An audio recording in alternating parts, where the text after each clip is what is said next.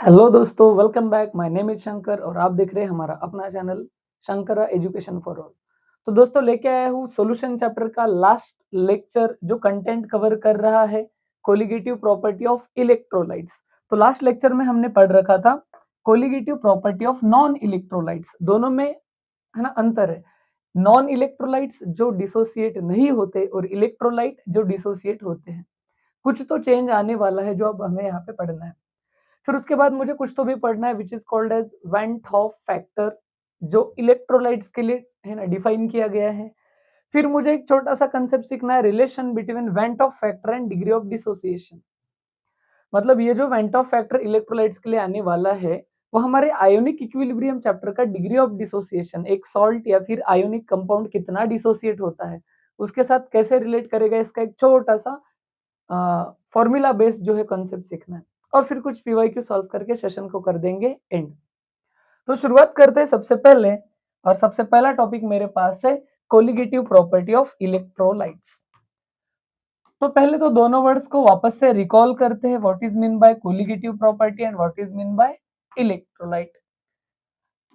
तो ध्यान से समझो, कोलिगेटिव प्रॉपर्टी सॉल्यूशन की वो फिजिकल प्रॉपर्टीज है, ऐसी वाली फिजिकल प्रॉपर्टीज है जो डिपेंड करती है अमाउंट ऑफ सोल्यूट पे, amount of solute and not on it's nature. उसका नेचर कैसा है इस पे डिपेंड नहीं करती है, लेकिन डिपेंड करती है कि अमाउंट ऑफ सोल्यूट कितना है। और दूसरा वर्ड मेरे पास आ रहा है इलेक्ट्रोलाइट। इलेक्ट्रोलाइट मतलब एक ऐसा इन जनरल आयोनिक कंपाउंड या फिर सॉल्ट जो डिसोसिएट होता है ना, डिसोसिएट होता है कहाँ पे, in its aqueous solution. Aqueous solution मतलब पानी में अगर उसका सॉल्यूशन करोगे या पानी में उसको डाल दोगे तो डिसोसिएट हो जाता है। तो इसे आयंस, मॉलिक्यूल्स या फिर सॉल्ट्स को इलेक्ट्रोलाइट्स बोला जाता है। तो नॉर्मली अब तक हम जो बात कर रहे थे वो नॉन इलेक्ट्रोलाइट्स की बात कर रहे थे, यहाँ पे स्ट्रिक्टली बात हो रही है इलेक्ट्रोलाइट्स की। तो क्या चेंज आने वाला है वही वन बाय वन पढ़ेंगे। तो बात यहाँ से शुरू होती है कि लोगों ने, साइंटिस्ट ने क्या करा कि इलेक्ट्रोलाइट्स की और नॉन इलेक्ट्रोलाइट्स की प्रॉपर्टी स्टडी करी और उसको साथ में रिलेट करने की कोशिश करी। जैसे मान लो इन्होंने क्या करा है, एक मेरे पास जो भी था बीकर था उसमें मैंने क्या कर लिया, पानी में शुगर डाल दिया, शुगर, शुगर सुक्रोज या फिर ग्लूकोज ये डाल दिया। याद रहे शुगर एंड ग्लूकोज ये इलेक्ट्रोलाइट नहीं है, ये डिसॉल्व होते, डिसोसिएट नहीं होते, इनके टुकड़े नहीं होते, कार्बन अलग हाइड्रोजन अलग ऐसा नहीं होता, ये सिर्फ डिसॉल्व हो जाते हैं, सोल्यूबल हो जाते हैं। तो ये आएगा मेरे पास कैसे वाला, ये हो जाएगा मेरे पास एक नॉन इलेक्ट्रोलाइट का सोल्यूशन, नॉन इलेक्ट्रोलाइट सोल्यूशन, ये नॉन इलेक्ट्रोलाइट है। इसकी कुछ तो भी रेगुलर प्रॉपर्टी है, जैसे lowering of vapour pressure, elevation of boiling point, depression in freezing point या ऑस्मोटिक प्रेशर, चारों में से कुछ तो भी एक प्रॉपर्टी आई एक्स, यहाँ पे बन गया था सॉल्यूशन। अब इन्होंने क्या करा, वापस एक और बीकर ले लिया, लेकिन अब की बार इस बीकर में इन्होंने क्या कर दिया, पानी में इन्होंने डाल दिया सॉल्ट लाइक NaCl। मान लो इन्होंने नमक डाल दिया। नमक जो होता है वो क्या होता है, वो सॉल्ट है, और सॉल्ट आयोनिक सॉल्ट है तो उसको पानी में डालो डिसोसिएट हो जाएगा, Na+ में Cl- में। तो अब जो सोल्यूशन बना वो बना सर इलेक्ट्रोलाइट का सोल्यूशन, इलेक्ट्रोलाइट सोल्यूशन। मान लो उसकी कोलिगेटिव प्रॉपर्टी चारों में से कोई भी ले लो, आ गई को है Y, इधर X ले लिया तो उधर Y, इन दोनों में क्या रिलेशन मिलता है इसको कंपेयर किया, और वही अपने को इस टॉपिक में पढ़ना है। तो क्या इनको प्रिडिक्शन मिला जरा समझो। तो सबसे पहले इन्होंने नोटिस किया कि कोलिगेटिव प्रॉपर्टी ऐसे वाले भी नॉन इलेक्ट्रोलाइट इलेक्ट्रोलाइट शो कर रहे थे जो नॉन इलेक्ट्रोलाइट नहीं कर रहे थे। मतलब एक नॉन इलेक्ट्रोलाइट का सॉल्यूशन था, एक इलेक्ट्रोलाइट का। तो नॉन इलेक्ट्रोलाइट यानी हमने जो पहले पढ़ रखे ग्लूकोज, सुक्रोज जो भी उनके सॉल्यूशन, वो लिमिटेड कोलिगेटिव प्रॉपर्टीज शो करते हैं, लेकिन इलेक्ट्रोलाइट्स उससे ज्यादा कुछ और भी कोलिगेटिव प्रॉपर्टी शो करते हैं। The solutions of electrolyte also exhibit colligative properties which do not obey the relations of non-electrolyte. Additional properties भी दिखा रहे हैं इलेक्ट्रोलाइट्स। फिर दूसरा पॉइंट क्या है इनके पास, दूसरे पॉइंट में इन्होंने नोटिस किया कि कोलिगेटिव प्रॉपर्टी ऑफ इलेक्ट्रोलाइट्स जो आ रहे हैं आर ग्रेटर देन, बात को समझो, are greater than colligative property of non electrolyte. तो जो पहले मान लो lowering of vapour pressure 1 degree 1 बार से हो रहा था, अब क्या हो रहा है 3 बार से, 4 बार से, 5 बार से, यानी ज्यादा से हो रहा है। तो जो भी colligative property elevation of boiling point उधर 1 डिग्री से बढ़ रहा था, इधर 4 डिग्री से बढ़ रहा है। तो जो भी कोलिगेटिव प्रॉपर्टी है उसके वैल्यूज नॉन इलेक्ट्रोलाइट से भी ज्यादा इलेक्ट्रोलाइट में आते हैं। और तीसरा और सबसे इंपॉर्टेंट पॉइंट, अगर कोलिगेटिव प्रॉपर्टी ज्यादा आ रही है, मतलब लोअरिंग ऑफ वेपर प्रेशर या एलिवेशन ऑफ बॉइलिंग पॉइंट या फ्रीजिंग पॉइंट डिप्रेशन, इसके वैल्यूज अगर ज्यादा आ रहे हैं तो सब में देखना वो मास के इनवर्सली प्रोपोर्शनल था। अगर मेरे पास एक कोलिगेटिव प्रॉपर्टी है, जैसे है ना, लोअरिंग ऑफ वेपर प्रेशर की बात करते हैं, फिर elevation of boiling point delta TB की बात करते हैं, तो वो क्या हुआ करता है मेरे पास W2 into M1 divided by W1 into M2। अगर मैं बात करूंगा सोल्यूट के मास की, तो देखना ये 1 अपॉन है, डिवीजन में है, तो कोलिगेटिव प्रॉपर्टी जितनी ज्यादा उतना ये कम हो जाएगा, इनवर्स है ना, 1 अपॉन है। तो बस यही हो रहा है, क्योंकि इनके कोलिगेटिव प्रॉपर्टीज के वैल्यू ज्यादा आ रहे थे, तो इनके मोलार मास के वैल्यू कम आ रहे थे। The molar masses of electrolytes in aqueous solution determined by colligative properties are found to be considerably lower, यानी बहुत ज्यादा है, जिसको कंसिडर कर सकते हो, considerably lower than formula mass.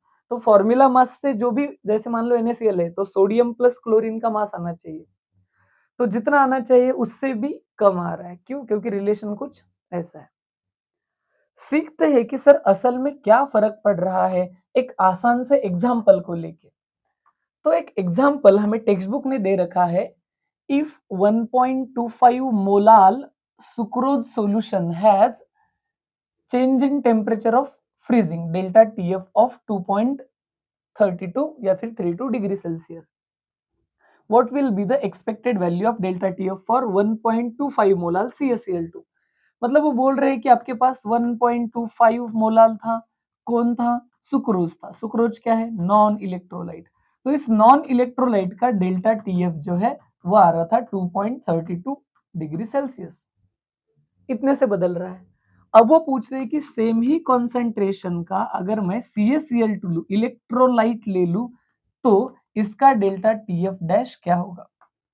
तो यही हमें याद रखना है इस एग्जांपल से, कि सुक्रोज एक नॉन इलेक्ट्रोलाइट है, मतलब वो डिसोसिएट नहीं होता, मतलब इनिशियली उसका एक ही टुकड़ा था, यानी एक ही मॉलिक्यूल था, बाद में एक ही रह गया।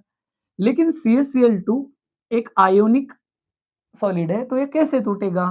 तो ये कैल्शियम 2 प्लस में टूटेगा और 2 क्लोरीन माइनस में टूटेगा। अब टोटल आयंस कितने हुए मेरे पास? टोटल आयंस हुए मेरे पास 3, एक कैल्शियम का आयन और 2 क्लोरीन के आयन। तो ये नोटिस किया गया कि डेल्टा टीएफ डैश जो रहेगा वो टीएफ के बराबर ही रहेगा, क्योंकि कॉन्सेंट्रेशन तो सेम है, लेकिन 3 टुकड़े होने के कारण 3 टाइम्स डेल्टा टीएफ हो जाएगा। नॉन इलेक्ट्रोलाइट से उतने टाइम्स इलेक्ट्रोलाइट की प्रॉपर्टी बढ़ती है जितने उसके आयंस हुए हैं। तो मेरे पास आंसर क्या मिलेगा? 3 इंटू 2.32 डिग्री सेल्सियस। इसको सॉल्व कर लेंगे, आंसर मिल जाएगा। तो बस इतना याद रखना है कंक्लूजन, कि अगर मान लो सर एक नॉन इलेक्ट्रोलाइट की कंक्लूजन, एक नॉन इलेक्ट्रोलाइट की अगर प्रॉपर्टी एक्स है, कोलिगेटिव प्रॉपर्टी, तो इलेक्ट्रोलाइट के लिए वही प्रॉपर्टी, इलेक्ट्रोलाइट के लिए वही प्रॉपर्टी हो जाती है n टाइम्स x, और वो n क्या रहने वाला है वही अपने को यहाँ पे सीखना है, और उसी को हम बोलने वाले हैं वेंट ऑफ फैक्टर, जिसको एक्चुअल में n नहीं स्मॉल i से रिप्रेजेंट किया जाता है ना, वेंट ऑफ फैक्टर ऐसा कुछ है। तो बस, तो देखते हैं तो फिर ये वेंट ऑफ फैक्टर सर असल में होता क्या है जिसको स्मॉल i से रिप्रेजेंट किया जाता है। तो बेसिक तो यही था कि जिस सॉल्ट के जितने टुकड़े होते हैं उतने टाइम्स उसकी कोलिगेटिव प्रॉपर्टी बढ़ेगी एक नॉन इलेक्ट्रोलाइट से। लेकिन सर कुछ तो ऑफिशियल डेफिनेशन भी रहेगा जो टेक्स्ट बुक के लैंग्वेज में, तो बिल्कुल यस, वेंट ऑफ फैक्टर को स्टार मार्क लगाते हैं बोर्ड के लिए। The ratio of colligative property of solution of electrolyte to the colligative property of non electrolyte क्या है? Van't Hoff factor I is equal to colligative property of electrolyte, और ratio लेना है मतलब divided by colligative property of non electrolyte. Non electrolyte, तो इसको बोला गया वेंट ऑफ फैक्टर। इसका मतलब सर जो पुराने मेरे पास में जितने भी फॉर्मूलाज थे उसको मैं थोड़ा सा मॉडिफाई कर सकता हूँ। जैसे relative lowering of vapour pressure को मैं क्या बोल सकता हूँ, relative lowering of vapour pressure को मैं इस हिसाब से चल सकता हूँ कि पहले था डेल्टा पी, मान लो किसका, इलेक्ट्रोलाइट का, और नॉन इलेक्ट्रोलाइट का प्योर का कितना था, डेल्टा पी नॉट। इलेक्ट्रोलाइट का property divided by non electrolyte का, नॉन इलेक्ट्रोलाइट को प्योर यानी नॉट लिख के अलग से रिप्रेजेंट करते हैं। सिमिलरली डेल्टा टी बी अगर इलेक्ट्रोलाइट का चेंज इन बॉइलिंग पॉइंट है और delta T B naught non electrolyte का, तो इलेक्ट्रोलाइट की colligative property divided by non electrolyte की। Same delta T F electrolyte का, delta T F naught non electrolyte का, पाई इलेक्ट्रोलाइट का और पाई नॉट नॉन इलेक्ट्रोलाइट का। तो इलेक्ट्रोलाइट का जो भी एक्सपेरिमेंटल वैल्यू आ रहा है कोलिगेटिव प्रॉपर्टी का, उसको डिवाइड करना है मुझे नॉन इलेक्ट्रोलाइट कोलिगेटिव प्रॉपर्टी से। तो मिल गए मेरे पास फॉर्मूलाज।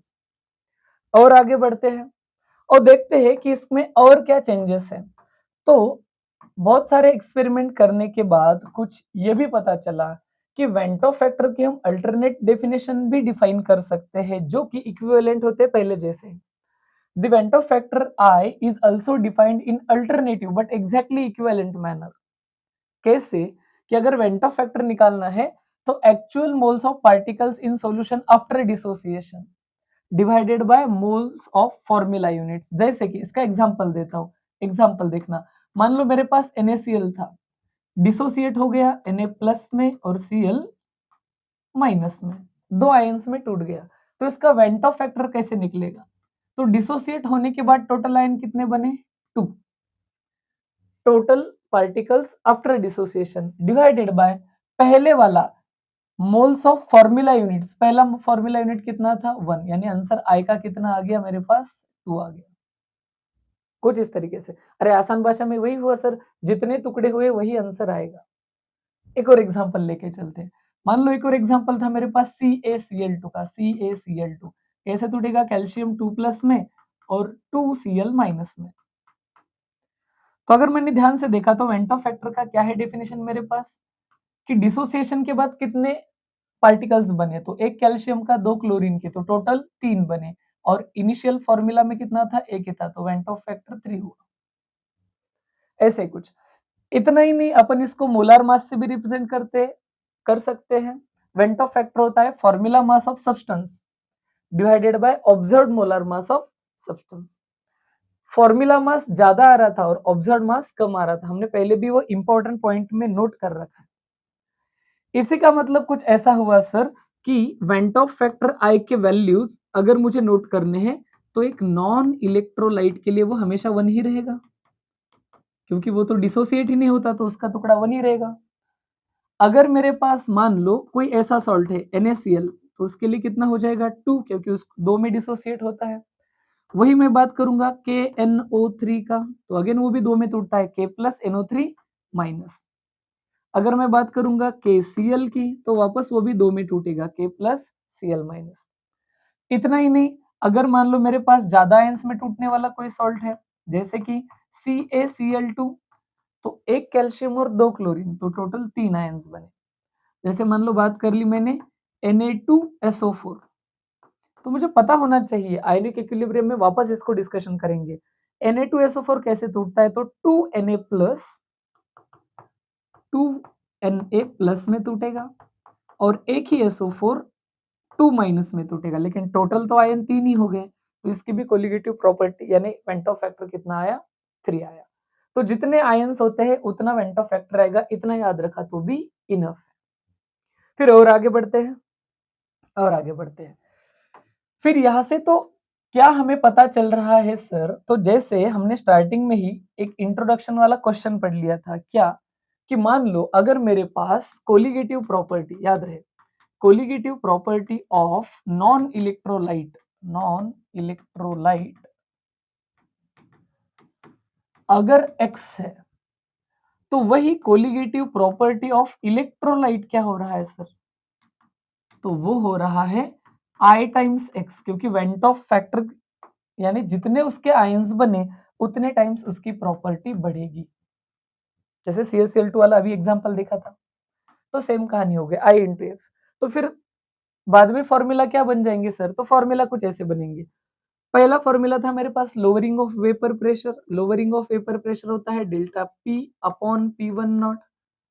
इसको मैं क्या लिखता था? इसको मैं पहले लिखता था W2 into M1 divided by W1 into M2। अब चेंज किया, इसको वेंट ऑफ फैक्टर से मल्टीप्लाई करना है, क्योंकि अब इलेक्ट्रोलाइट की बात हो रही है तो उतने टाइम्स उसके जितने टुकड़े बनेंगे उतने टाइम्स प्रॉपर्टी चेंज हो जाएगी। सिमिलरली दूसरा प्रॉपर्टी मेरे पास क्या था? Boiling point elevation delta TB. तो डेल्टा टीबी क्या आएगा? Boiling point elevation. नॉर्मली था मेरा केबी इंटू एम, अब क्या हो जाएगा? आई इंटू केबी इंटू एम। एम को आगे चल के रिप्लेस करने वाला हमने याद रखा है। तीसरा फॉर्मूला मेरे पास में क्या था? मेरे पास में तीसरा फॉर्मूला था depression in freezing point delta T F. वो था मेरे पास के एफ इंटू एम। अब मैं क्या करता हूँ? उसको वेंट ऑफ फैक्टर से मल्टीप्लाई करता हूँ, क्योंकि इलेक्ट्रोलाइट की बात हो रही है। लास्ट फॉर्मूला क्या था अपने पास? Pi is equal to M R T, molarity concentration into gas constant into temperature. अब मैं किससे मल्टीप्लाई करूंगा? वेंट ऑफ फैक्टर से। तो ये हो गया अपने पास modifications of expression of colligative properties. तो आगे चलते हैं, पढ़ते हैं van't Hoff factor and degree of dissociation. याद रहे van't Hoff factor and degree of dissociation का रिलेशन हमें क्यों पढ़ने की है ना नौबत आ गई। तो कहानी कुछ ऐसी है कि अभी तक जो मेरे पास थे वो इलेक्ट्रोलाइट स्ट्रॉन्ग वाले थे। तो स्ट्रॉन्ग इलेक्ट्रोलाइट के केस में क्या होता है सर? वो कंप्लीट डिसोसिएट हो जाते हैं। कंप्लीट डिसोसिएट होना माने 100% डिसोसिएट हो रहे हैं। जैसे मैंने NaCl ले लिया तो वो गारंटी से पूरा का पूरा Na प्लस में और Cl माइनस में टूट रहा है, तभी वो स्ट्रॉन्ग इलेक्ट्रोलाइट होता है। और इस केस में मैं वेंट ऑफ फैक्टर का वैल्यू बिंदास थे जो 2 ले सकता हूँ। जैसे मान लो मेरे पास Na2SO4 होता तो ये बराबर है ना 2Na प्लस में, और एक SO4 2 माइनस में टूट जाता है। इसके 100% जो है वो 3 आयन बनते हैं, इसलिए मैं वेंट ऑफ फैक्टर का वैल्यू कितना लेता हूँ? 3। लेकिन प्रॉब्लम ऐसा है सर कि वीक इलेक्ट्रोलाइट जब मेरे पास होते हैं वो कंप्लीट डिसोसिएट नहीं होते। जैसे कि ऑर्गेनिक एसिड HCOH है, CH3COOH है, NH4OH है, कुछ एसिड एंड बेसिस कुछ ऐसे हैं वीक इलेक्ट्रोलाइट है। ये 100% डिसोसिएट नहीं होते, मतलब इनके जितने मॉलिक्यूल लो उतने आयन नहीं बनते। अगर उतने आयन बनेंगे नहीं तो वेंट ऑफ फैक्टर डायरेक्टली लेना पॉसिबल नहीं है। तो फिर ये वीक इलेक्ट्रोलाइट कितना डिसोसिएट होता है, यही बताने के लिए मेरे पास एक कंसेप्ट आता है डिग्री ऑफ डिसोसिएशन, जिसको जनरली रिप्रेजेंट किया जाता है अल्फा, इस साइन से, डिग्री ऑफ डिसोसिएशन अल्फा। अब मुझे वही देखना है कि फॉर्मूला तो मेरे पास रेडी है। इलेक्ट्रोलाइट्स के लिए क्या होने वाला है कि कोलिगेटिव प्रॉपर्टी सिर्फ वेंट ऑफ फैक्टर से मल्टीप्लाई होने वाली है। लेकिन वेंट ऑफ फैक्टर स्ट्रॉन्ग के लिए डायरेक्टली ले सकते हैं, वीक के लिए ले नहीं सकते, तो अपन डिग्री ऑफ डिसोसिएशन से करेंगे डिराइव। तो बोर्ड में क्वेश्चन डायरेक्टली आता है, derive the relationship between went Hoff factor and degree of dissociation. अगर आ गया तो हम कैसे रिलेट करेंगे? तो इसके लिए क्या करके चलते हैं कि मान लो अपने पास है ना, consider a weak electrolyte, consider a weak electrolyte, एक वीक इलेक्ट्रोलाइट पकड़ के चलते हैं, और वो मान लो अपने पास था AX and BY, AX BY, having degree of dissociation, degree of dissociation alpha. उसका डिग्री ऑफ डिसोसिएशन होता है अल्फा मान लो। तो क्या होता, तो ध्यान से देखना, AX BY अगर मेरे पास इलेक्ट्रोलाइट है तो वो कैसे टूटेगा? तो वो XAY प्लस में टूटेगा और YB X माइनस में टूटेगा। अगर मैं देखता हूं कि मान लो अगर इनिशियली मैंने इसका 1 मोल लिया रेता, तो ये दोनों तो अभी बने ही नहीं, अभी मैंने पानी में डालना ही नहीं है। अब मैंने इस सॉल्ट को डाल दिया, वीक इलेक्ट्रोलाइट को डाल दिया पानी में, अब ये डिसोसिएट होना शुरू हो गया। एट इक्विलिब्रियम जब ये डिसोसिएशन होके रुक गया, जितना डिसोसिएट होना था हो गया, क्योंकि मैंने पहले ही कंसिडर कर लिया इसका डिग्री ऑफ डिसोसिएशन अल्फा है। मतलब आप कितने भी मॉलिक्यूल ले लो उसमें से अल्फा अमाउंट टूट जाएगा। एक AX BY टूटा तो X टाइम्स A प्लस बन रहा था, तो अल्फा टूटे तो कितना बनेगा? X times alpha. ये कितना बनेगा है ना, Y टाइम्स अल्फा, क्योंकि इसके Y टुकड़े हो रहे तो ये Y टाइम्स अल्फा। और ये कितना सर? तो ये 1 माइनस अल्फा, क्योंकि इसमें से तो अल्फा ही कम हुआ है। अब अल्टीमेटली मुझे पता क्या करना है कि मेरे पास अभी टोटल आयंस कितने अवेलेबल हैं। तो मैं क्या करता हूँ, देयरफॉर इस टेबल से जो कंक्लूजन निकलेगा वहां से निकलता हूँ। देयरफॉर टोटल आयंस मेरे पास कितने हैं, तो इन सब का सम कर दो सर, कितना हो गया 1 माइनस अल्फा प्लस ये कितना है एक्स अल्फा और वो कितना है वाई अल्फा। तो ये आ गया मेरे पास। इसमें से क्या करता हूं मैं, ये आगे वाले जो 3 है इसमें से मैं निकालता हूं अल्फा को कॉमन, तो क्या बच रहा है मेरे पास, ये है 1 और अल्फा में भी प्लस अल्फा को निकालता हूं, तो 1 प्लस अल्फा मैंने निकाला कॉमन, तो मेरे पास बचा क्या, इसके बदले में बचा -1, इसके बदले में बचा x और इसके बदले में बचा y। ऐसा कुछ तो भी मेरे पास मिल गया है इन तीनों में से कॉमन निकालने पे। अगर मैं ध्यान से लिखूं तो मुझे क्या पता चल रहा है, total length is equal to 1 plus alpha, minus वाले को पीछे लिखता हूं और इन दोनों को आगे। अरे याद रखना यहाँ पे x प्लस वाई क्या है, तो x a प्लस बने हैं और y b माइनस बने हैं, मतलब ये तो मोल्स ऑफ प्रोडक्ट है और मोल्स ऑफ प्रोडक्ट को मैं रिप्लेस करता हूं n से, तो मैं सीधा लिख देता हूं इस x प्लस वाई के बदले में n को आगे और उसमें से -1। तो असल में सर मेरे पास टोटल आयन जो है, टोटल आयन वो इतने हैं, कितने हैं मेरे पास total ion 1 plus alpha into n minus 1। n क्या कंसिडरेशन किया है साइड में लिख देता हूं कि x प्लस वाई ये जो है मैं इसको क्या लेता हूं n लेता हूं, ये मोल्स ऑफ प्रोडक्ट फॉर्म है, x प्लस वाई को मैंने ले लिया n मोल ऑफ प्रोडक्ट बन रहे हैं। अब इसी को आगे लेके चलता हूं, अब मुझे क्या रिलेशन लगाना था वेंट ऑफ फैक्टर का, वेंट ऑफ फैक्टर क्या था मेरे पास, वेंट ऑफ फैक्टर था total ions after dissociation upon formula unit. Formula unit, formula unit तो कोई भी सॉल्ट ले लो स्टार्टिंग में तो वो एक ही रहेगा। टोटल आयंस अगर मान लो वो एक्स बी वाई है तो मेरे पास क्या क्या अवेलेबल थे, तो मेरे पास अवेलेबल था 1 plus alpha into n minus 1, किसका आ रहा है आंसर, आई का आ रहा है, डिवाइडेड बाय फॉर्मूला यूनिट तो एनीवेज 1 था चला गया। अब मेरे पास बचा क्या, तो इस +1 को इधर भेजता हूं तो -1 हो जाएगा, तो i minus 1 is equal to alpha into n minus 1। n minus 1 multiplication में इधर भेज दिया तो किस में जाएगा, डिवीजन में जाएगा, तो देयरफॉर मैं रीअरेंज करता हूं, मेरे को final formula degree of dissociation alpha का मिलता है i minus 1 divided by n minus 1, n minus 1। तो ये मिल गया मेरे पास एक स्टार मार्क जो सीईटी के कितने सारे पीवाईक्यू दे चुका है, ऐसा वाला फॉर्मूला। तो degree of dissociation alpha and van't Hoff factor i में रिलेशन क्या है, तो रिलेशन कुछ ऐसा है, degree of dissociation alpha is equal to van't Hoff factor i -1 करो divided by total number of product में कितने बने हैं वो -1 करो, आपको बराबर अल्फा मिल जाएगा। तो अल्फा दिया रहता है, आपको आई निकालना होता है क्योंकि फॉर्मूला में तो वेंट ऑफ फैक्टर के आई डालना था ना आपको। तो बस ये वाली हो गई कहानी। चलो भाई, तो कुछ न्यूमेरिकल सॉल्व करते हैं, आसान से न्यूमेरिकल सॉल्व करते हैं। सबसे पहला न्यूमेरिकल जो क्वाइट लेंदी टाइप का है, 3 स्टेप में सॉल्व करना है और ये क्योंकि बोर्ड में ही ज्यादा आता है, सीईटी में थोड़ा कम, तो इसको ध्यान से देखो। सबसे पहले मुझे बोल रहा है कि मैंने 0.2 मोलाल एक्वस सॉल्यूशन लिया है केसीएल का, जो इतने पे फ्रीज होता है। तो सबसे पहले मुझे मोलैलिटी दे रखी है, कितनी दे रखी है 0.2 मोलाल। फिर मुझे दिया है aqueous solution freezes, freezing point दिया है। तो फ्रीजिंग पॉइंट मेरे काम का तो फ्रीजिंग पॉइंट होता नहीं, मेरे काम का होता है चेंज इन फ्रीजिंग पॉइंट, और चेंज इन फ्रीजिंग पॉइंट क्या होता है, वो होता है मेरे पास TF नॉट माइनस TF, क्योंकि फ्रीजिंग पॉइंट तो डिप्रेस होता है उससे कम होता है। तो मेरे पास इनिशियली कितना होता है, तो TF नॉट यानी पानी का फ्रीजिंग पॉइंट कितना है मेरे पास 0 डिग्री सेल्सियस, उसमें से माइनस हो रहा है -0.680 डिग्री सेल्सियस में। तो ये माइनस माइनस तो प्लस हो गया, तो मेरे पास क्या मिला 0.680 डिग्री सेल्सियस, ये मिला मेरे पास डेल्टा TF। फिर मैं आगे देता हूँ, क्या दे रखा है सर, अपने को दे रखा है KF, KF कितना दे रखा है, KF दे रखा है 1.86 केल्विन किलोग्राम पर मोल, तो ये केल्विन किलोग्राम पर मोल मेरे पास। अब यहां से क्या करूंगा, तो मैं थोड़ा स्टेप वाइज सॉल्व करता हूं।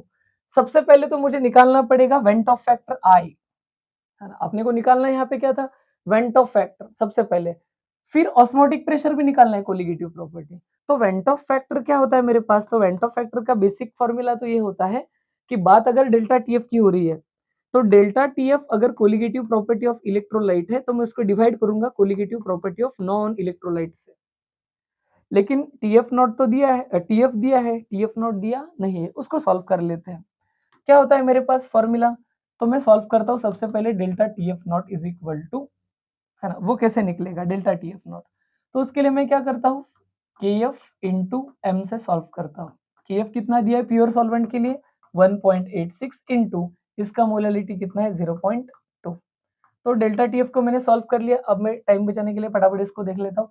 तो ये मेरे पास मिल जाएगा सर अराउंड, है ना, 0.372। अभी मल्टीप्लीकेशन आप लोग कर लेना 0.372, इसको क्या लेता हूँ मैं डिग्री सेल्सियस, है ना, डेल्टा टीएफ, है ना, ऐसा कुछ। तो ये मिल गया। क्या कर लिया मैंने, प्योर वाटर के एफ से उसकी मोलैलिटी को मल्टीप्लाई कर दिया, तो ये मिल गया। अब मैं यहाँ से वेंट ऑफ फैक्टर निकाल सकता हूँ। क्या है van't Hoff factor, delta TF, है ना, डेल्टा टीएफ कितना था मेरे पास जो उन्होंने दे रखा है ना, 0.680 divided bye TF not, non electrolyte का, वो आइडियली आना चाहिए था 372। इसको वापस से सॉल्व करता हूँ तो वेंट ऑफ फैक्टर मेरे को बराबर 1.83 के आसपास मिल जाएगा। इसको सॉल्व कर लेना, पॉइंट को शिफ्ट करो और सॉल्व करो, वेंट ऑफ फैक्टर तो मिल गया सर। तो वेंट ऑफ फैक्टर मिल गया। अब मुझे क्या करना है, अब मुझे सॉल्व करना है कोलिगेटिव प्रॉपर्टी ऑस्मोटिक प्रेशर। अब वापस मुझे पता है वेंट ऑफ फैक्टर होता है पाई अपॉन पाई नॉट, यानी colligative property of electrolyte divided by colligative property of non electrolyte. अब वापस जैसे मुझे delta TF upon TF not की बात करनी पड़ी थी, वैसे सेम मुझे इधर भी पहले क्या करना पड़ेगा, पहले मुझे लेना पड़ेगा कि पाई नॉट कैसे निकलेगा सर। तो पाई नॉट कैसे निकालूंगा मैं, पाई नॉट निकालूंगा अपने वाले फॉर्मूला से। कौन सा था वो, एम आर टी वाला फॉर्मूला, M into R into T. M R T के बदले में क्या लिख सकता था मैं, तो ये मोलैरिटी था, तो ये था मेरे पास W1, और ये अगर लीटर में ले लिया तो चलो मैं डायरेक्टली फॉर्मूला बता देता हूँ। तो ये पाई नॉट का फॉर्मूला मेरे पास निकलेगा W2 into R T divided by M2 multiplied by, हाँ, तो वॉल्यूम इन लीटर। अब मोलालिटी दे रखा है और वॉल्यूम मेंशन नहीं करा, तो मैं 1 लीटर की बात करूंगा, 0.2 मोलाल ले रहा हूँ, मतलब 0.2 मोल पर लीटर के हिसाब से हो गया। तो अगर मैंने इसको सॉल्व करने को शुरुआत कर दी तो सारे वैल्यूज पुट कर देता हूँ। W2 अपने को दे रखा था, है ना, तो 0.2 मोल, है ना, उतना ही लेके चलता हूँ कॉन्सेंट्रेशन। फिर मेरे पास, या फिर सीधा एमआरटी लेते हैं ना, ये एमओरे तो लेना नहीं, कॉन्सेंट्रेशन सीधा सीधा दे रखा है अपने को, तो अपन एमआरटी से ही चलते हैं, है ना, MRT by G, pi V is equal to MRT. तो ये भी मैं उधर भेज दूंगा। ऐसा सॉल्व कर लिया। तो अब मेरे पास क्या बच रहा है, मोलरिटी मोल्स 0.2 है, आर कितना 0.082 यूनिट्स के हिसाब से याद रखना है, या इस चैप्टर में ये यूज करना है। टेम्परेचर दे रखा था सर, हमें टेम्परेचर मेंशन किया है 0 डिग्री सेल्सियस, मतलब 273 डिवाइडेड बाय वॉल्यूम, तो एनीवेज कितना था 1 था। अब मैं इसको सॉल्व करता हूं तो अगेन इस वाले वैल्यू को सही से सॉल्व कर लेना, फिर आपको जो पाई नॉट मिलेगा वो मिलेगा अराउंड 4.48 एटमॉस्फेयर, ये मिलेगा आपको पाई नॉट। तो अगेन देखना सीक्वेंस में चलते हैं। पहले अपन ने क्या करा है, पहले अपन ने डेल्टा टीएफ को कन्वर्ट कर लिया, फिर वेंट ऑफ फैक्टर निकालना था, हमें पहला फॉर्मूला पता था, उस फॉर्मूला को रीअरेंज करने के लिए टीएफ तो दिया था, टीएफ नॉट हमने निकाल लिया। फिर यहाँ से मेरे को मिल गई पहली वैल्यू किसकी, वेंट ऑफ फैक्टर की। अब मुझे आगे चलना है, मुझे निकालना था ऑस्मोटिक प्रेशर कितना रहेगा, लेकिन अगेन ऑस्मोटिक प्रेशर को मुझे क्या, कोलिगेटिव प्रॉपर्टी ऑफ इलेक्ट्रोलाइट तो पता है, मुझे नॉन इलेक्ट्रोलाइट की पता करनी है। तो मैं क्या कर रहा हूँ, नॉन इलेक्ट्रोलाइट के लिए सॉल्विंग कर रहा हूँ इस वाले फॉर्मूला से, तीसरा वाला स्टेप। इसको सॉल्व कर लिया तो मुझे इतना मिला। अब मैं फाइनल ये वाला फॉर्मूला वापस अप्लाई कर देता हूँ और इसको सॉल्व करता हूँ। तो ये वाला फॉर्मूला यहाँ पे वापस लेता हूँ, 1.83 जो कि मेरे पास है, I इज इक्वल टू पाई जो मुझे पता नहीं है, और पाई नॉट कितना आया है 4.48 एटमॉस्फेयर। तो उस हिसाब से सर मैं सॉल्व करूंगा, तो ये 4.48 इधर डिवाइड हो रहा है, उधर जाके मल्टीप्लाई, तो ऑस्मोटिक प्रेशर जो उन्होंने पूछा है वो 4.48 इंटू 1.83, इसका आंसर मिलेगा 8.2 एटमॉस्फेयर। अगेन कैलकुलेशन वाला पार्ट, डिवीजन वाला पार्ट मैं थोड़ा स्किप कर रहा हूँ, क्योंकि आप लोगों का डिवीजन मल्टीप्लिकेशन करने का तरीका थोड़ा सा अलग हो सकता है, मैं यहाँ पे उसमें टाइम वेस्ट नहीं करूंगा, ये मल्टीप्लिकेशन हर कोई आराम से करके देख सकता है। तो ये आ गया मेरे पास आंसर। आगे बढ़ते हैं सर, दूसरे टाइप का क्वेश्चन क्या आ सकता है। ये वाला क्वेश्चन आसान है, ये सीधा सीधा सीईटी में आने की संभावना है, क्योंकि अपने को 55 सेकंड्स में क्वेश्चन सॉल्व करना है। मेरे को दिया है 0.01 molality of aqueous formic acid, formic acid है, HCOH वीक एसिड होता है, freezes at -0.021, calculates it degree of dissociation. Degree of dissociation मतलब अल्फा पूछ रहा है, KF दे रखा है। तो अगेन मेरे पास रिलेशन क्या था, मेरे पास रिलेशन था alpha is equal to I-1 divided by n-1, यही था मेरे पास फॉर्मूला। अब यहाँ पे n तो मैं निकाल सकता हूँ, n कहाँ से निकालूंगा, HCOOH वीक एसिड है तो वो H प्लस में और HCOO माइनस में टूटेगा, मतलब n की वैल्यू कितनी होगी, कितने प्रोडक्ट बने, 2। तो यहाँ से इतना तो तय हुआ कि n की वैल्यू कितनी रही सर, 2। अब मुझे करना क्या है, वेंट ऑफ फैक्टर पता करना है। मेरे को पता है कि डेल्टा टी फ्रीजिंग पॉइंट की बात कर रहा है, F इज इक्वल टू होता है I into KF into M। तो उस हिसाब से I क्या हो जाएगा, ये दोनों इधर मल्टीप्लाई कर रहे हैं, उधर जाके डिवाइड करेंगे, delta TF upon KF into M।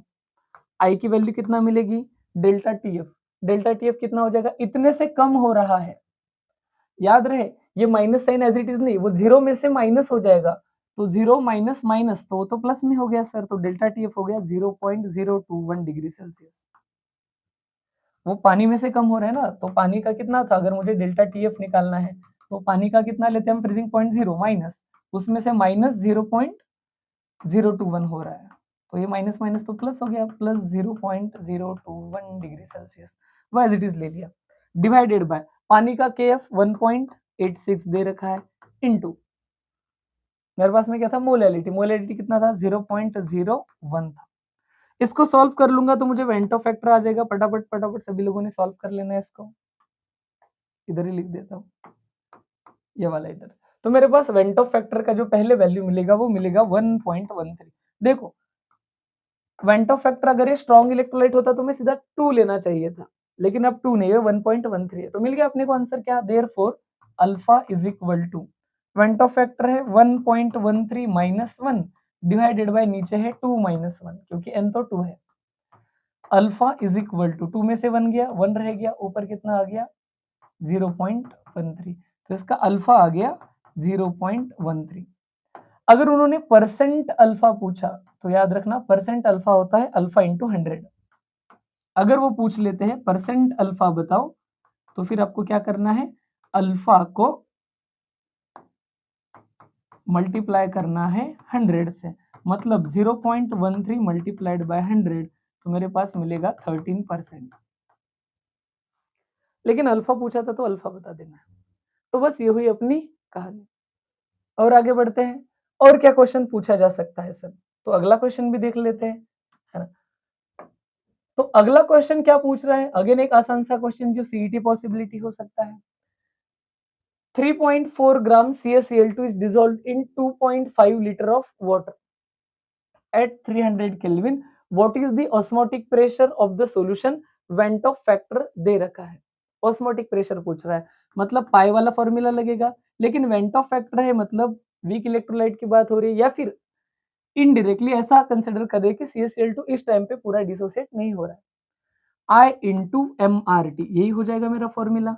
अगर मैं इसको ढंग से सॉल्व करता हूँ, M था मोलैरिटी, तो M मोलैरिटी था यानी moles of solute upon volume of solvent in litre, और मैं N2 के बदले में क्या लिख सकता था, given mass upon molar mass whole divided by volume, M नीचे आ जाएगा, वापस से लिख देता हूँ, I into W2 into RT divided by M2 into V।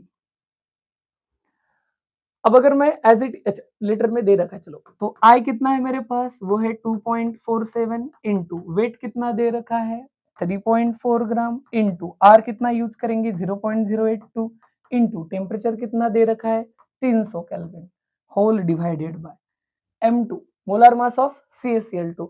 याद रखना CaCl2 का मास निकालना है तो कैल्शियम का मास होता है 40, क्लोरीन का मास होता है 35.5 और एक और क्लोरीन का मास हो जाएगा 35.5। टोटल सम कर रहा हूं तो अराउंड मेरे को मिल रहा है ये 0 1 1 1, है ना, 111 है ना, 111 सॉरी 111 हो रहा है। तो ये निकला 111 इनटू वो कितना दिया है वॉल्यूम 2.5 लीटर। ये सॉल्व कर लूंगा तो मुझे सीधा सीधा पाई का वैल्यू मिल जाएगा।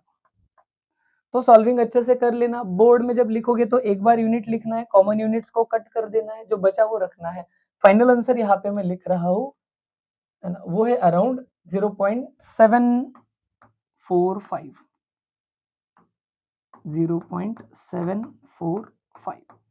एटमॉस्फेयर। सिर्फ एटीएम बचेगा, बाकी सारे यूनिट्स हो जाएंगे कट। तो ये भी एक आसान सा क्वेश्चन था। फिर देखना, ये तो सीईटी के फेवरेट क्वेश्चन है क्योंकि इसमें सॉल्विंग नहीं कॉमन सेंस ज्यादा है, ये फटाफट सॉल्व होते हैं। Which of the following solution will have maximum boiling point elevation, यानी boiling point का anyways कोलिगेटिव प्रॉपर्टी का नाम भी क्या होता है, boiling point elevation, मतलब बढ़ता ही है, बढ़ता ही है। तो मैक्सिमम किस में बढ़ेगा, और दूसरा अपने को पूछ रहे हैं minimum freezing point depression, minimum freezing point depression. Anyways freezing point भी क्या होता रहता है, डिप्रेस ही होता रहता है, कम ही होना है। लेकिन याद रहे इलेक्ट्रोलाइट की कोलिगेटिव प्रॉपर्टी और नॉर्मल में क्या फर्क था, अगर नॉर्मल की x है तो इलेक्ट्रोलाइट की I टाइम्स x हो जाती है, मतलब उतने टाइम्स बढ़ती है। अब अगर मुझे बॉइलिंग पॉइंट एनीवेज इलेवेट ही होता है, लेकिन हाईएस्ट किसका इलेवेट हुआ, तो जिसका कॉन्सेंट्रेशन भी ज्यादा होना चाहिए प्लस उसका डिसोसिएशन यानी कि उसका वेंट ऑफ फैक्टर भी ज्यादा होना चाहिए, तभी उसके आयंस ज्यादा बनेंगे। कॉन्सेंट्रेशन ज्यादा है मतलब क्वांटिटी ज्यादा है और डिसोसिएशन ज्यादा है। तो सभी देख लेना, सारे दो में ही टूट रहे, कैसे दो में टूट रहे जरा याद रखना, Na+Cl minus, K+Cl minus, Mg2+SO4 2 minus और Al3+PO4 3 माइनस, टुकड़े दो दो ही हो रहे हैं। अब मुझे ये देखना है कि बॉइलिंग पॉइंट इलेवेशन ज्यादा उसी का होगा जिसका कॉन्सेंट्रेशन बहुत ज्यादा है, सी का देखो। तो सबसे ज्यादा बॉइलिंग पॉइंट इलेवेशन सी का होगा क्योंकि उसका कॉन्सेंट्रेशन ही बहुत ज्यादा है, बहुत ही ज्यादा, 1 दिया है सीधा, उसके कंपैरिजन में बाकी तो बहुत कम है।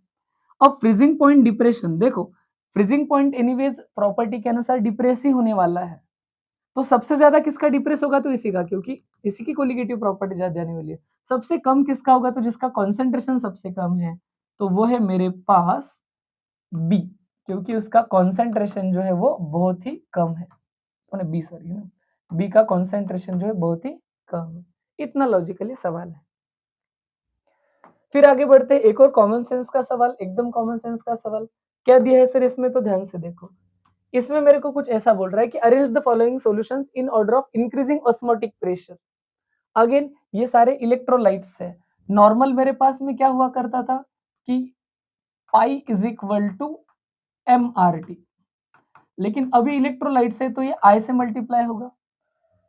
अब अगेन मतलब किस किस पे डिपेंड कर रहा है, पाई, तो पाई डिपेंड कर रहा है आई पे भी और एम पे भी, क्योंकि कॉन्सेंट्रेशन आरटी तो एनीवेज कांस्टेंट है, बदलने वाला है वेंटो फैक्टर और एम। पहले तो अपन ने कॉन्सेंट्रेशन चेक करना चाहिए, इसका भी 0.5 है, इसका भी 0.5 है, इसका भी 0.5 है, इसका 0.1 है, सबसे कम कॉन्सेंट्रेशन डी का है, तो नो डाउट ऑस्मोटिक प्रेशर सबसे कम रहेगा डी का, लॉजिक उसका कॉन्सेंट्रेशन है कम। फिर अगर मैं बात करूंगा बाकी तीनों का कॉन्सेंट्रेशन सेम है, अब कॉन्सेंट्रेशन सेम है माने एम सेम है, अब मुझे चेक करना है वेंट ऑफ फैक्टर। Li2SO4 के 2 Li और 1 SO4 तीन टुकड़े होते हैं, Al2SO4 थ्राइस के टोटल 2 Al के टुकड़े होते हैं और 3 SO4 के टोटल 5 टुकड़े होते हैं, और KCl के 2 टुकड़े होते हैं, एक K प्लस और एक Cl माइनस। तो नो डाउट सबसे ज्यादा टुकड़े किसके हुए, C के, तो C का ऑस्मोटिक प्रेशर सबसे ज्यादा क्योंकि उसका I का वैल्यू बहुत ज्यादा है। फिर मेरे पास आएगा 3 टुकड़े वाला A और फिर उसके बाद आएगा B और सबसे वीक आएगा D। तो समझ में आ गया ये भी क्वेश्चन। एक और आसान सा क्वेश्चन जो अगेन तगड़ी सीईटी पॉसिबिलिटी है सर, अरे ये सारे क्वेश्चन वैल्यू बदल के सीईटी में अपीयर हो चुके हैं। क्या है तो ध्यान से पढ़ते हैं। Assuming complete dissociation, calculate the molality of an aqueous solution। अब की बार मोलैलिटी M पूछ रहा है। KBR solution is freezing point is इतना दिया है, अरे फ्रीजिंग पॉइंट उतना दिया है तो डेल्टा TF कितना रहेगा, पानी के फ्रीजिंग पॉइंट में से माइनस करो, माइनस 2.95 डिग्री सेल्सियस।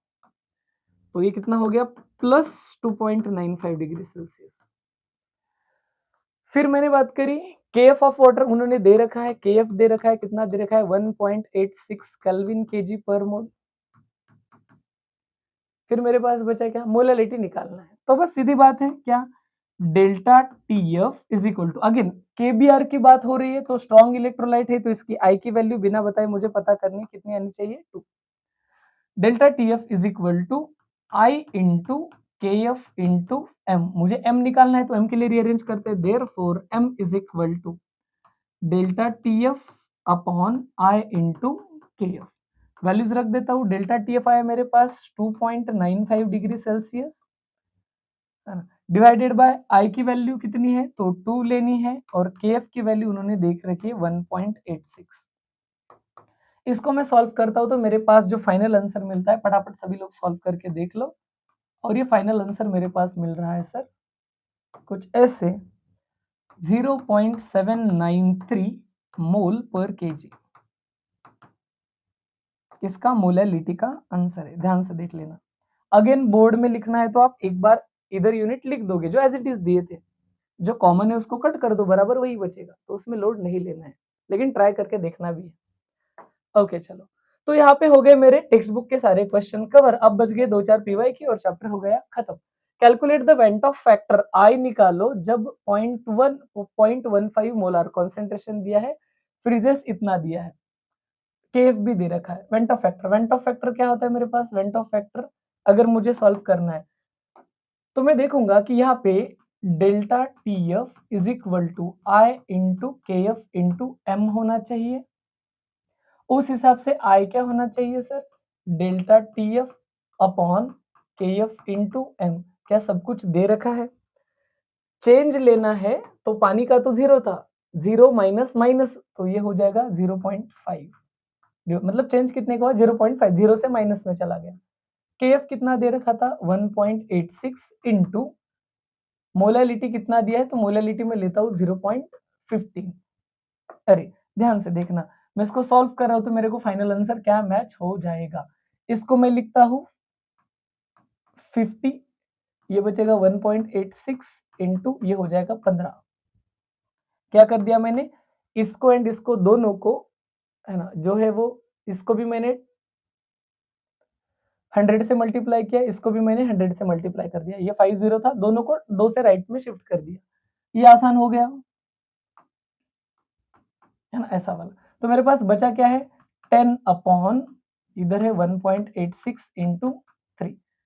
तो इसको अगर मैं सॉल्व कर लूंगा तो इसको सॉल्व करके हो जाएगा 1.86 1.86 1.86।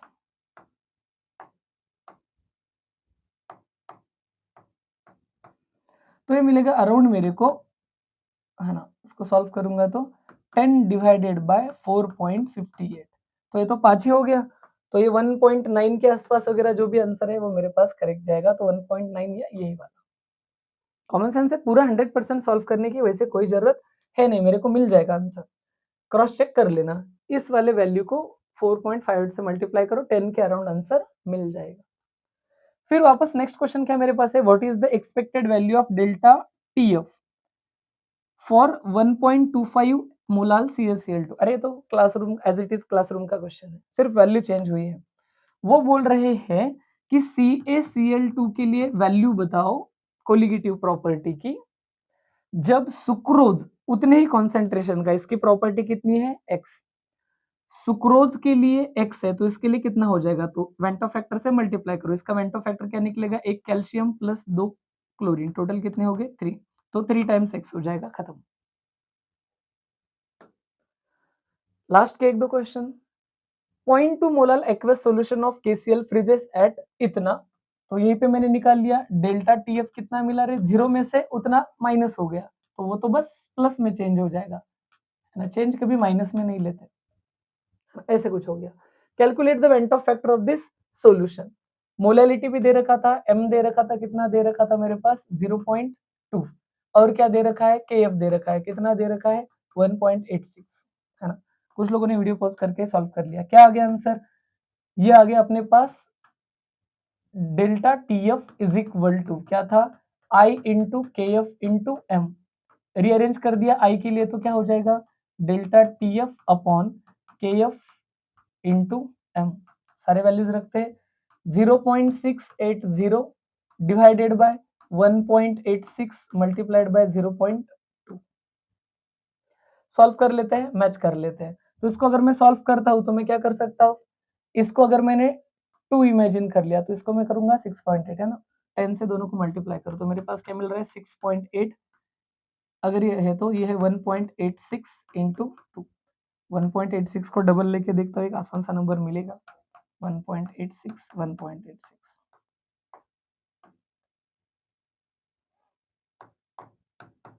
3.72, तो मेरे पास 6.8 डिवाइडेड बाय 3.72 वगैरह मिल गया।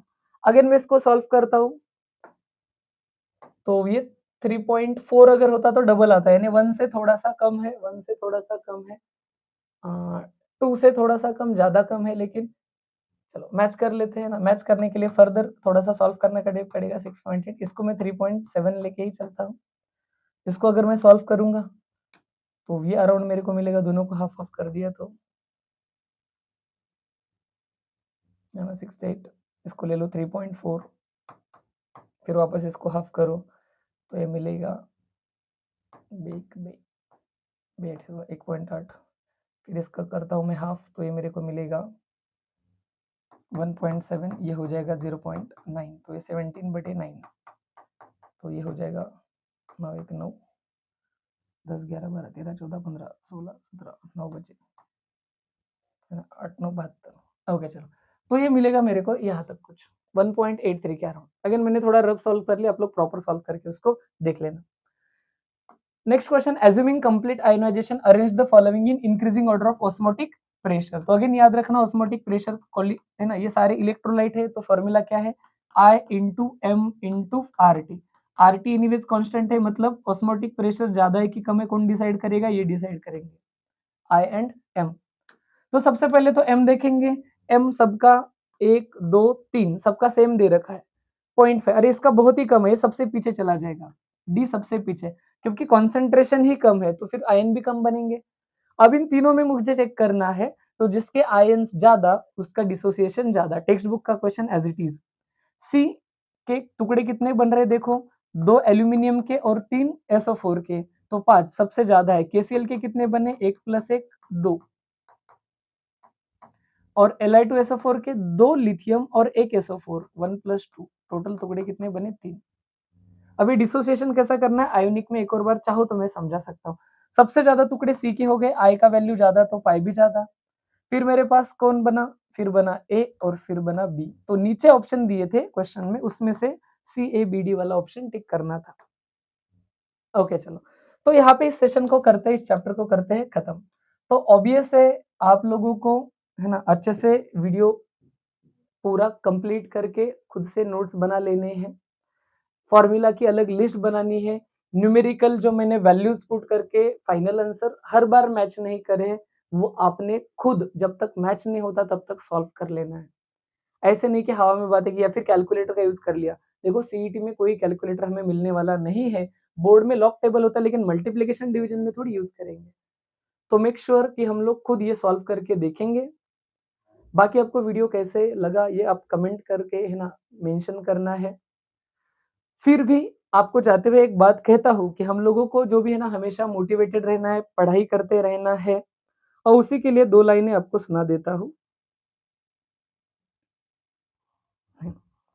तो बहुत सारे लोगों को लगता है कि सर कितने है ना डिस्ट्रैक्शंस आ रहे हैं, पढ़ाई नहीं हो रही है, सब कुछ करके भी जो है वो है ना पता नहीं समहाउ है ना थोड़ा-सा बैड ही हो रहा है, परफॉर्मेंस अच्छा हो ही नहीं रहा है, इम्प्रूवमेंट दिख नहीं रही है। तो चाहे ज़िंदगी में कितनी ही आँधियाँ आए, अपनी कश्ती को बनाए रखना है। और इसी को लेके 2 लाइनें, आँधियों का इतनी मर्तबा आना इत्तेफ़ाक तो नहीं, आँधियों का इतनी मर्तबा आना इत्तेफ़ाक तो नहीं, शायद मेरी कश्ती इम्तिहान के काबिल रही होगी। Thank you class, stay connected.